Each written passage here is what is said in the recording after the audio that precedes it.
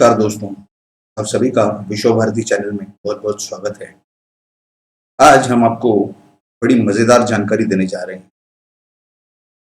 आप ये वीडियो पूरा अंत तक देखें क्योंकि आपको जो हम जानकारी देने जा रहे हैं वो इन मीडिया चैनल्स पर या प्रेस में कहीं पर नहीं छप नहीं किसी मीडिया चैनल पर बताई जाती। देखिए, भारतीय जनता पार्टी की आज वो हालात है कि माहौल और वातावरण जो जैसे कि इवेंट मैनेजमेंट में का होता है उस तरह का तो काफ़ी अच्छा है, लेकिन अंदर की बात शायद बहुत ही कम लोगों को, गिने-चुने लोगों को पूरे भारत में या पूरे महाराष्ट्र में अंदर की बात मालूम होगी। तो हम आपको आज वो अंदर की बात बताने जा रहे हैं।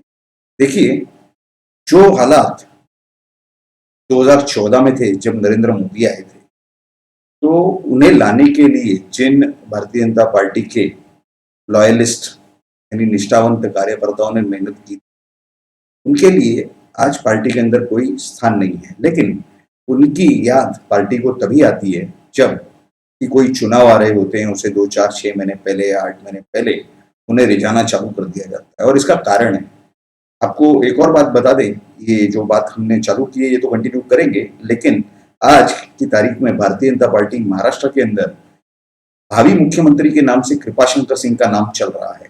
कौन चला रहा है पता नहीं, लेकिन जितने पुराने कार्यकर्ता है वो कहते हैं कि जिस तरीके से कृपाशंकर सिंह का स्वागत हुआ और जिस तरीके से उन्हें जिस तरह से यूपी भेजा गया बनारस प्रधानमंत्री जी का स्वागत करने के लिए वहां पर, उससे ये लग रहा है कि कृपाशंकर सिंह महाराष्ट्र के अगले मुख्यमंत्री बनेंगे भारतीय जनता पार्टी की तरफ से, ये तय है। अब ये तो हुआ भारतीय जनता पार्टी के कई सारे कार्यकर्ताओं ने जो बात बताई वो, लेकिन क्या इसमें अंदर क्या राज छुपा है ये जानना और समझना बहुत जरूरी है।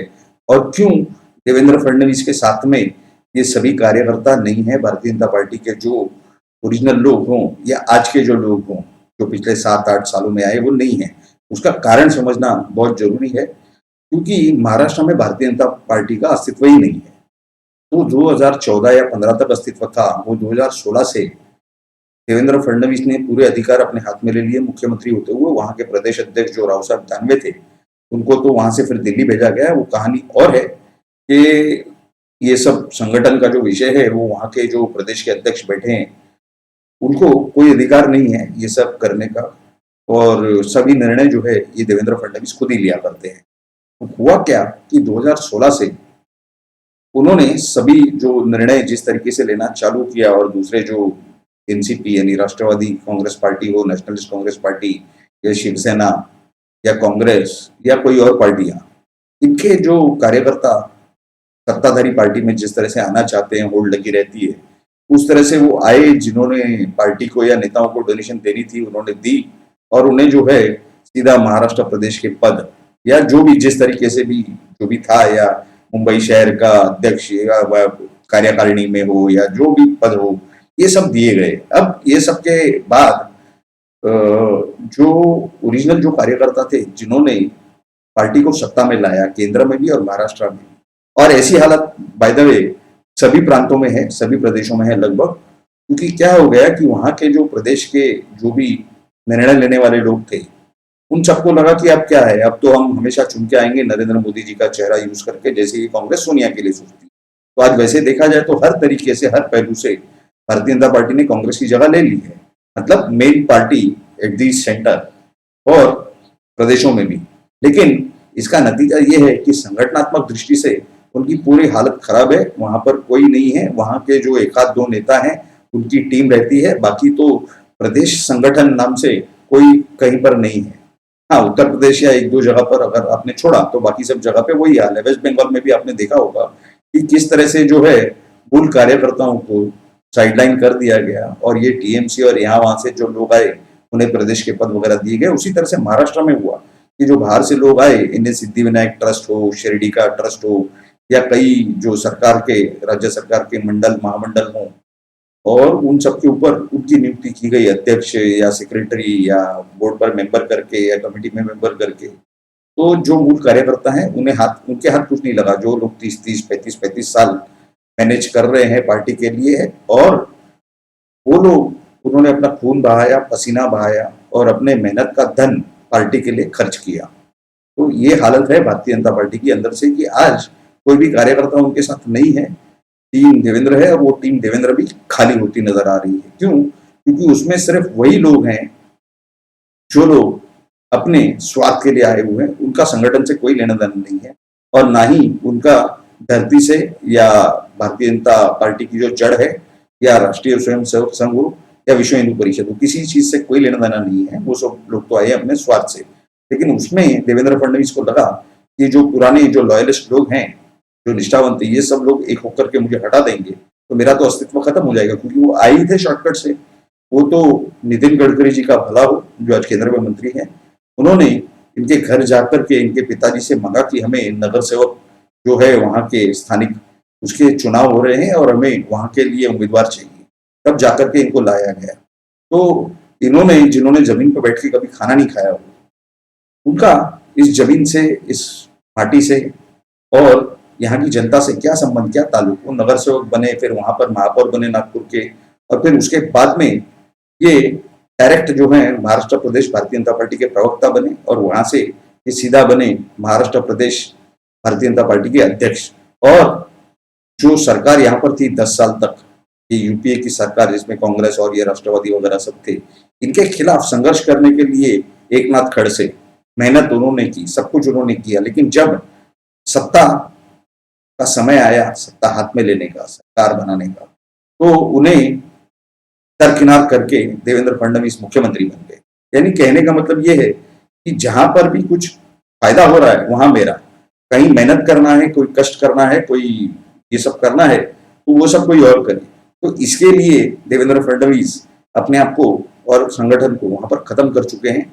अभी आपने देखा होगा पिछले 2-3 दिनों में जो किस्से हुए, पिछले महीने भी हुआ था कि ये जो शिवसेना भवन के विषय में कुछ शिवसेना और भारतीय जनता पार्टी के कार्यकर्ताओं के और पदाधिकारियों के आपस में मारामारी हुई, ऐसा मीडिया पर चल रहा था। लेकिन इसमें समझने वाली बात यह है कि वो जो पिछले महीने जो किस्सा हुआ था वो लगभग 400-500 मीटर दूर हुआ था शिवसेना भवन से। लेकिन अभी कल यानी 31 जुलाई 2021 को माहिम दादर इलाका, जिसे माहिम विधानसभा क्षेत्र कहा जाता है, जहां पर ये शिवसेना भवन का अस्तित्व है जो बाला साहब ठाकरे ने बनवाया, वहां पर बहुत अजीब एक विषय हुआ कि वहां पर कोई कांग्रेस या राष्ट्रवादी से आए हुए कार्यकर्ता ने भारतीय जनता पार्टी में प्रवेश किया और उन्होंने जो है वहां पर एक कार्यालय का उद्घाटन करवाया। और वो कार्यालय का उद्घाटन करने के लिए वहां के जो अभी केंद्रीय मंत्री हैं नारायण राणे जी, तो ये सम्माननीय नारायण राणे जी के सुपुत्र जो वहां के विधायक हैं महाराष्ट्र के, नितेश राणे जी, ये हाजिर थे। और इनके हाजिरी में महाराष्ट्र प्रदेश के भारतीय जनता पार्टी के उपाध्यक्ष थे, जिन्होंने नितेश राणे जी के वहां पर प्रेजेंट होने की वजह से या उनके वहां पर होने की वजह से कुछ ज्यादा ही बोल गए। वो जो मीडिया में दिखाया गया वो हम आपको थोड़े में संक्षिप्त में बताएंगे कि उन्होंने बात करते करते ये कहा कि हम जब भी माहिम में आते हैं तो कुछ ज्यादा ही पुलिस बंदोबस्त लगाया जाता है, तो क्या शिवसेना को ये डर लग रहा है कि हम शिवसेना भवन तोड़ देंगे, तो अगर मौका आया तो हम वो भी करके दिखा देंगे। इस तरह का गलत बयान उन्होंने कर दी, जोश में होश खो बैठे। और इसके बाद वहां से घर पहुंचने के बाद इन्हें काफी सारे ऊपर से फोन आए होंगे, तो उन्होंने वो मराठी में एक वीडियो उन्होंने ट्विटर या फेसबुक पे शायद डाला और मीडिया को रिलीज किया कि हम इसके बारे में दिलगिरी व्यक्त करते हैं कि हमारा ऐसा कोई इरादा नहीं था कि बाला साहब का जो शिवसेना भवन है उसका अनादर करने का। शायद उन्हें, क्योंकि उनकी जड़ें तो इन लोगों की तो जो है वो है ही नहीं ना, माटी से तो जुड़ी हुई नहीं है, तो उन्हें ये हिंदुत्व या ये शिवसेना भवन या बाला साहब से क्या मतलब है। खैर वो एक अलग मसला है। लेकिन अगर इनकी बात गलत नहीं थी तो इन्होंने माफी क्यों मांगी, सबसे पहली बात। दूसरी बात, तो उसके बाद आज महाराष्ट्र के सम्माननीय मुख्यमंत्री उद्धव ठाकरे जी, इन्होंने वहां पर वर्ली पर एक बहुत ही रखड़ा हुआ प्रोजेक्ट था बीडीडी चाल का, यहाँ पे कई हजारों घरों की बात है, तो वहां पर उन्होंने भूमि पूजन किया, वहां नारियल तोड़ा। तो वहां पर जो उन्होंने भाषण दिया, तो उस भाषण देते हुए उन्होंने कहा कि हमें कोई थप्पड़ की धमकी देने की जरूरत नहीं है, हम ये थप्पड़ खाते आए हैं और जितने थप्पड़ खाए हैं उससे ज्यादा हम लोगों ने थप्पड़े मारे हैं और हम थप्पड़ खाते खाते और मारते मारते ही बड़े हुए हैं। और उन्होंने कहा कि हम एक ही थप्पड़ देंगे तो सामने वाला सो जाएगा और उसके बाद उठ नहीं पाएगा। यानी कि इस तरह की जो ये राजनीति चालू हुई ये शायद उनका जवाब था इसी कल के किस्से का, इसी घटना का। लेकिन देखिए, इसके तुरंत बाद वहां के जो विपक्ष नेता हैं देवेंद्र फडणवीस, उन्होंने कुछ, उनसे जब मीडिया ने पूछा तो उन्होंने बयान दिया कि तोड़ फोड़ की जो है हमारी संस्कृति नहीं है। तो संस्कृति है अपने बड़ों की, अपने सीनियर लोगों की आदर करने की। वो कहां पर है आदर? आपको जिसने वहां कुर्सी पर बिठाया उन कार्यकर्ताओं का कहाँ है आदर? आप संस्कृति की बात करेंगे? तो ऐसे लोग हैं भारतीय जनता पार्टी में जो कि सिर्फ मी पुन्हा येणार। अब मी पुन्हा येणार यानी मैं को ज्यादा महत्व है, संगठन को शून्य महत्व है। तो ऐसे हालात में तो ये होना ही था कि भारतीय जनता पार्टी का संगठन पूरा खत्म हो चुका है। आज जो दिखाई देते हैं या ये जो अलग अलग पार्टियों से आए हैं, ये 10 लोगों का मतदान नहीं करवा सकते। 10 मतदाता से पोलिंग बूथ तक लेके जाके मतदान नहीं करवा सकते। अगर ये करवा सकते तो कांग्रेस और राष्ट्रवादी सत्ता में होती, केंद्र में भी और महाराष्ट्र में भी। क्या उन्हें बहुमत आया था? नहीं। उन्होंने तो शिवसेना को अपने साथ मिला करके सरकार बनाई है, जो कि गलत तरीका कहा जाए या सही तरीका कहा जाए वो एक अलग मसला है। क्योंकि जहां पर मंत्रियों को अपने निर्णय, अपने डिपार्टमेंट के निर्णय लेने को अलाउड नहीं हो, उन्हें परमिशन ना हो, और वो कुछ निर्णय भी ले तो अधिकारियों को इंस्ट्रक्शन हो कि कोई भी काम करना नहीं हमारे से पूछे बगैर, तो ऐसे इंसान के साथ में कौन काम करना चाहेगा? तो ये हालात है अंदर के। तो ऐसे हालात में जो विनोद तावड़े जी थे उन्हें दरकिनार किया गया। लेकिन ठीक है कि उनका काम था और उनका जो है काफी रिकॉग्निशन था, तो उन्हें केंद्र में वहां पर केंद्रीय सचिव बनाया गया।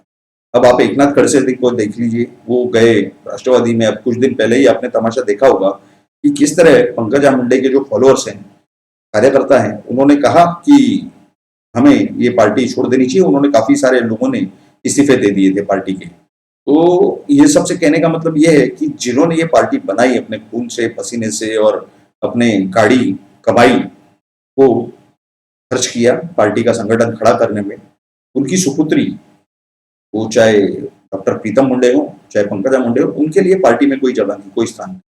क्यों नहीं है? क्योंकि ये देवेंद्र जैसे लोग वो खुद को अस्तित्व बनाना चाहते हैं, जिनका काम शून्य है, धरती से कोई लेना देना नहीं है। ऐसे हालात में भारतीय जनता पार्टी आने वाले जो चुनाव है महाराष्ट्र के अंदर, जो मेरे ख्याल से 7 या 8 नगर पालिका और महानगर, बड़े बड़े नगर पालिका और महानगर पालिकाओं में है, वहां पर ये लोग, जैसे अभी मुंबई महानगर पालिका की बात बताई जाए, बृहन-मुंबई महानगर पालिका में उनके कुछ 83 या 85 सीट हैं, वो खत्म होकर 40 के अंदर ही सिमट जाएंगे। क्यों? क्योंकि ये जो लोग जिनके वजह से जनता उतर के मतदान करती है, वो लोग आज भीड़ में है ही नहीं, और ना ही वो आने वाले हैं।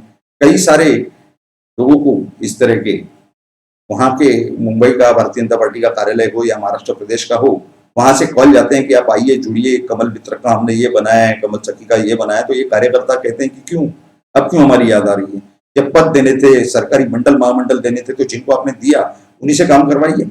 हमने तो 30 साल 40 साल पार्टी को दिया ही है। आज भी वो लोग सक्षम है, आज भी वो यंग है और डायनेमिक है, कॉम्पिटेंट है। लेकिन देवेंद्र फडणवीस को नजर सिर्फ वही कॉम्पिटेंट आते हैं जो उन्हें कुछ देते हैं। तो ऐसा हाल है। जब तक देवेंद्र फडणवीस वहां महाराष्ट्र में भारतीय जनता पार्टी का नेतृत्व कर रहे हैं, तब तक भारतीय जनता पार्टी का वहां अस्तित्व होने का सवाल ही नहीं है। वहां पर सिर्फ टीम देवेंद्र का अस्तित्व होगा, और वो टीम देवेंद्र के अंदर कोई ताकत नहीं है मतदान करवाने की। और अगर उनकी ताकत होती तो ये पुराने लोगों को वो क्यों संपर्क करते? ये उनके लिए एक बहुत बड़ा चैलेंज है आने वाले जो चुनाव है। इसके अंदर ये जो भी 7 या 8 बड़े बड़े नगर पालिका, महानगर पालिका है, टीम देवेंद्र अपने खुद के दम पर चुनाव में जीतना, यानी बहुमत लाना तो दूर की बात है, लेकिन जो अस्तित्व में सीट है उसे वो मैनेज कर ले और उतने ही जीत के आए या उससे बढ़ा करके दिखा दे। बहुमत लाना तो वो तो छोड़ दीजिए, वो तो बहुत दूर की बात है। लेकिन ये हालात के अंदर ये सब संभव नहीं दिखता। इसके लिए अब इन्हें जो है अपने ओरिजिनल निष्ठावंत लोगों के संगठन के नाम पर अब वो लगाएंगे नारा कि हम तो भारत माता के सुपुत्र हैं, आप भी हो, आप संघ के हो, आप आ जाइए। लेकिन अभी इनके बुलावे में कोई आने को तैयार नहीं है और ना इनकी कोई बात सुनने को तैयार है। वो कहते हैं कि पहले जो आप लोगों ने दूसरों को दिया, नए आने वाले लोगों को, पहले हमें दीजिए, हमें मिलेगा, उसके बाद हम आएंगे, वरना हम नहीं आएंगे, हम सोच भी नहीं सकते। क्योंकि हमने जितना अपना अमूल्य समय, पैसा, मेहनत, पसीना, खून बर्बाद किया है, उसका ना आप कोई मोल लगा सकते हो, ना हम कोई मोल लगा सकते हैं। अब हम आगे वापस अंधे कुएं और अंधे खाई में जाना नहीं चाहते। तो ऐसे हालात हैं महाराष्ट्र में भारतीय जनता पार्टी तो सिर्फ नाम के लिए रह गई है। बाकी रहा ये कि हाँ, टीम देवेंद्र जरूर वहां पर है, और यही टीम देवेंद्र, ये जो बची कुची थोड़ी बहुत भारतीय जनता पार्टी का थोड़ा बहुत अस्तित्व है 5 या 10%, उसको भी खत्म कर देगी या ले डूबेगी। इसकी जो वहां के पुराने लोग हैं ये पुष्टि कर रहे हैं और ये गारंटी दे रहे हैं। हमें जिन सूत्रों ने भारतीय जनता पार्टी के अंदर से ये सब पूरी जानकारी दी, उनका तो हम धन्यवाद करते हैं, लेकिन अंदर की आपको एक और बात बता दें कि किसी संगठन मंत्री ने एक काफी सीनियर कार्यकर्ता से कहा, जब वो सीनियर कार्यकर्ता ने उस संगठन मंत्री से अप्रोच किया कि भाई हमारे लिए कोई जगह नहीं है पार्टी में, हम इतने सालों से है, तो उन्होंने कहा अब कहाँ मिलेगी कोई ये, अब आप अगर पैसा खर्चा करोगे तो ही मिलेगा। तो उसके बाद उन्होंने कहा कि ठीक है, आप संगठन में नहीं रखते हो तो किसी सरकारी जो कमेटी है उसके अंदर आप हमारा कुछ प्रयोजन कर दीजिए। अब देखिए, संगठन मंत्री जो है ये आते हैं आरएसएस से। वो और बात है कि महाराष्ट्र में जो अब जो जिनके पास चार्ज है, श्रीकांत भारती है, वो तो एबीवीपी के हैं, पुणे से हैं, और वो देवेंद्र फडणवीस के एकदम खास माने जाते हैं। वो मसला अपनी जगह पर है, लेकिन उस संगठन मंत्री ने जो जवाब दिया, तो उसके बाद उन्होंने कहा कि सरकारी समिति में, कमेटी में तो हो ही नहीं सकता कि खाली मेंबर बनने के लिए जो है इतनी इतनी जो है रकम देनी पड़ती है पार्टी को, डोनेशन देना या नेताओं जो भी है, या फिर अगर आपको उसमें कोई पद चाहिए सरकारी समिति में तो उसका इतना है, उसका उतना है, उसका उतना है। ये सब जानकारी जब हमारे तक आई तो हम तो हैरान हो गए कि जो संघ की परंपरा थी वो तो पूरी खत्म, यानी भारत माता से और वो माटी से इनका कोई संबंध ही नहीं रह गया। इस तरह के हालात इन्होंने बना करके रखे हैं। अभी ये तो हमने आपको मिली हुई जानकारी दी, लेकिन ये सब विषय अगर आपने सही से सुना और समझा है तो हम आपसे ये विनती करते हैं कि आप इस विषय पर आपकी राय जरूर रखें, क्योंकि आपने देखा होगा पिछले जो 4.5 साल पहले भी चुनाव हुए थे 2017 में, उसके सभी नए नए चेहरों को टिकट दिया गया। जो वहां के निष्ठावंत थे वो भी उस नगर पालिका या महानगर पालिका में उनको टिकट नहीं मिले, उन्हें साइडलाइन कर दिया गया वगैरह, इस तरह के सब ये हुए थे। लेकिन ये नए चेहरे भी जो चुन करके आए, ये उन पुराने चेहरों की वजह से जिनको भारतीय जनता पार्टी के नजर से देखा जाता है, यानी लोग जब देखते हैं तो कहते हैं कि ये बीजेपी वाला जा रहा है, भारतीय जनता पार्टी वाला जा रहा है। इस विषय में अभी जो नया कार्यकर्ता है उनका कोई अस्तित्व नहीं है। ये सिर्फ जो है अपने फोटो के बैनर और पोस्टर लगवा देते हैं, बस इन्हें लगता है कि काम हो गया। इनका ग्राउंड लेवल पे कोई अस्तित्व नहीं है। जनता का किसी प्रॉब्लम को ये सॉल्व नहीं करते, किसी भी जनता की कोई प्रॉब्लम ये लोग सॉल्व न करते हैं, न प्रयास करते हैं, न प्रयत्न करते हैं, न कामयाबी मिलती है। तो इनका ग्राउंड लेवल से कोई जुड़ाव नहीं है, इनका कोई अस्तित्व नहीं है फील्ड में, और जो मतदाता है उनके बीच में इन्हें कोई भारतीय जनता पार्टी का कार्यकर्ता करके पहचानता नहीं है। ऐसे हालात में क्या आपको लगता है कि जो कुछ यहाँ चल रहा है सबसे बड़े पार्टी में, क्या ये सही चल रहा है या गलत चल रहा है? आप इस विषय में जरूर अपनी राय नीचे कमेंट बॉक्स में दीजिए, और अगर आपको लगता है कि इसके अंदर कोई सुझाव देने चाहिए या इसमें जो सुधार आना चाहिए, इस विषय में अगर आप कोई सूचना देना चाहते हैं या कोई सजेशन देना चाहते हैं, सुझाव देना चाहते हैं, आप वो भी जरूर नीचे कमेंट बॉक्स में लिखिए। और इस तरह की और जानकारी हम आपसे जरूर शेयर करेंगे, वो चाहे भारतीय जनता पार्टी के बारे में हो, एनसीपी के बारे में हो, या किसी और पार्टी के बारे में हो। आपको और किसी पार्टी या और किसी विषय पर कुछ जानकारी चाहिए, आप चाहते हैं कि हम वीडियो बनाएं, तो उस बारे में भी, उस विषय में आप जरूर नीचे अपनी राय शेयर कीजिए, अपनी रिक्वेस्ट नीचे कमेंट बॉक्स में डाल दीजिए, ताकि हम उस विषय पर वीडियो बनाकर आपके लिए अपलोड कर सके यूट्यूब पर। आप सभी लोगों ने इतना सारा समय दिया, इसलिए आप सभी के हम आभारी हैं। आप सभी का बहुत बहुत धन्यवाद। आप सभी लोगों ने अगर अब तक हमारे इस चैनल को सब्सक्राइब नहीं किया है तो कृपया इस चैनल को सब्सक्राइब कीजिए, और उसके बगल में जो बेल का आइकन दिया हुआ है उसके ऊपर क्लिक करके उसमें ऑल का ऑप्शन है उसे क्लिक कीजिए, ताकि आपको हमारे आने वाले वीडियोस की और हमारे एपिसोड्स की सही समय पर नोटिफिकेशन मिल सके, जानकारी मिल सके, और आप ये सब जानकारी यूट्यूब पर जल्द से जल्द प्राप्त कर सकें।